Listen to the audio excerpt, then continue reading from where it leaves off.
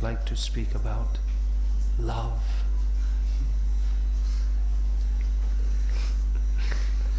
Love.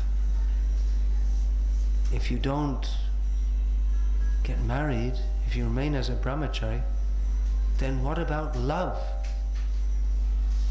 You'll miss love. That's the best reason to become a brahmachari. So you don't get mixed up in all this so-called love. Because love in this material world is a great hoax.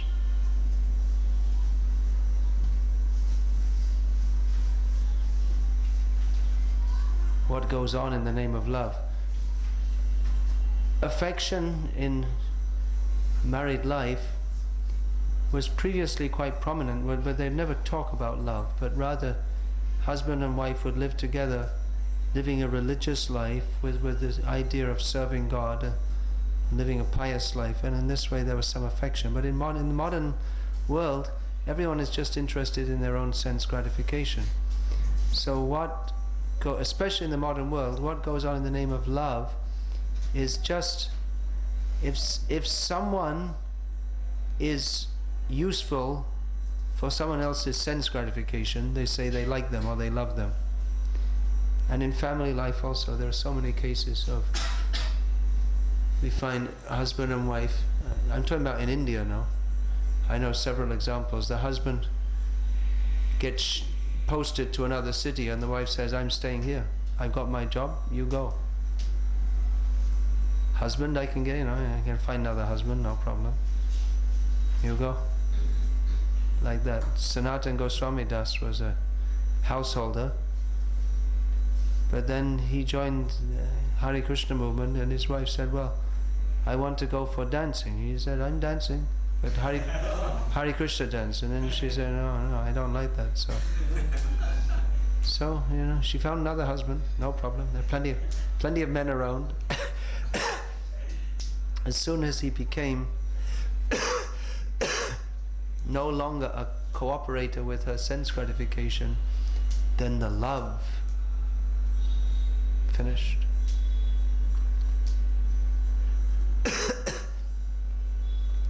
I was just discussing this upstairs with one of our Grihastha devotees, how his family members, if they come to know he's at the temple, I say, you're just wasting your time. But if they know he's at the office, they think, oh, that's very good. So sometimes he goes to the temple in the evening and goes back to the office to sleep at night and phones up and says, phones up from the office, and they can see which number, they can see it's the office number. Someone who loves you is calling. Where are you? You're at work or at the temple? So they see his office number and they say, well, I couldn't come back because I'm busy at the office, so I have to stay here overnight. Say, oh, very good. You're promoting your career. But if he phones up from the temple and says, I'm at the temple and I couldn't come back, they say, what? Because there's no sense gratification for them. If they think he's promoting his career, very good. We love you so much, but if you get a job in America, that's fine. We won't see you except for a few days a year, but you send us money, that's great. We really love you for that. Love in this material world means how much sense gratification you can get out. I was just saying to one young man here who's interested in joining the temple as a full-time brahmachari. So I asked, will your parents approve? And I'm pretty sure what the answer is going to be. There's very few parents who will send their child, yes, go, dedicate your life to Krishna. They won't. As they dedicate your life to us, they see you as, the love for the child means they see you as a walking money machine. They've invested so much time and energy, and because they want, afterwards they'll shake you up, shake all the money out, work hard, and even if you get, health problems and stress, and they don't care, you just go on, study, and then get a job and work hard day and night, and you should do it, and never mind if you're going crazy and you hate it, but we love you. You should do it for us. Bring the money, bring more money, more money, more money. I've seen one young man joined as a brahmachari in one of our temples.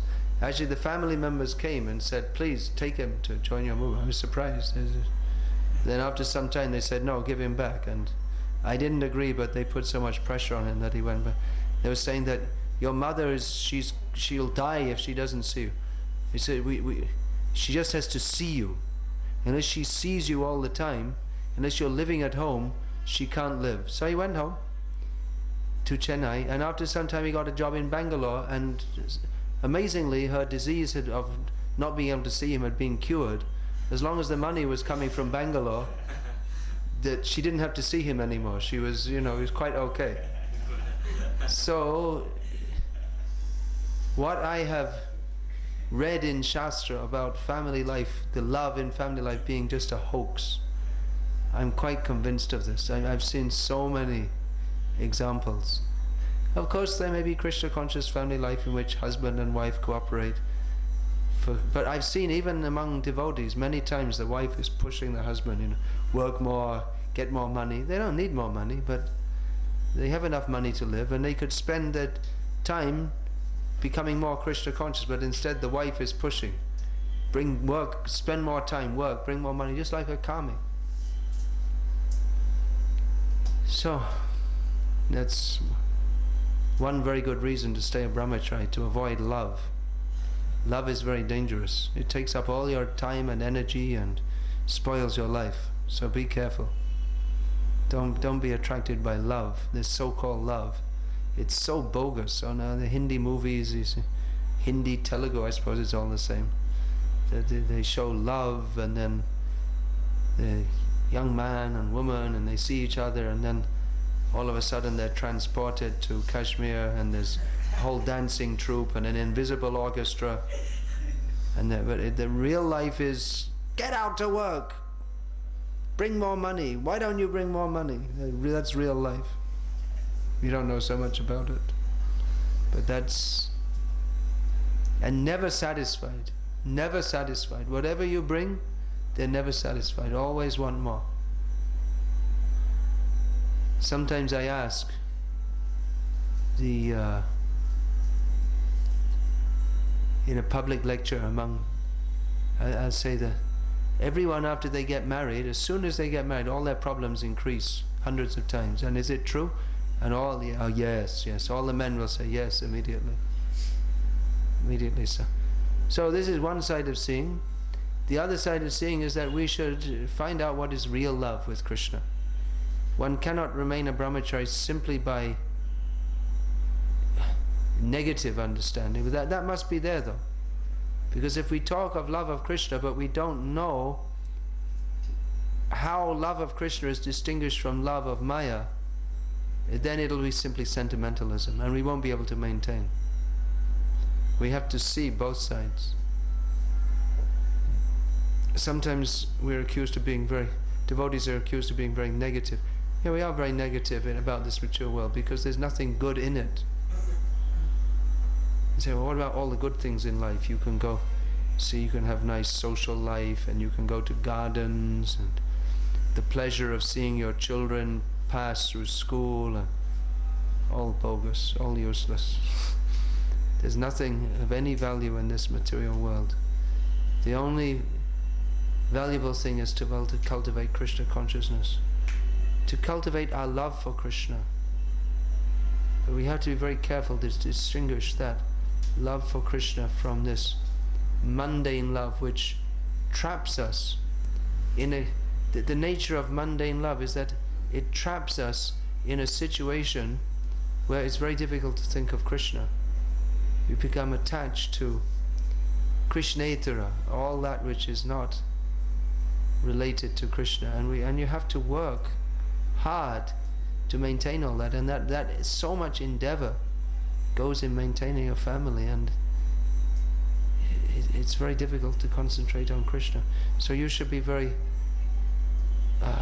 much aware of this, that as brahmacharis you don't have to do anything but cultivate Krishna consciousness. You're very fortunate to have this situation. If you don't take proper advantage of this, if you just use your time for living comfortably, eating and sleeping with a little bhajan in between, then you won't be able to remain. Maya will, you'll become discontent, and then you'll hanker after the love of this material world. So be careful. That's all for now. Hare Krishna.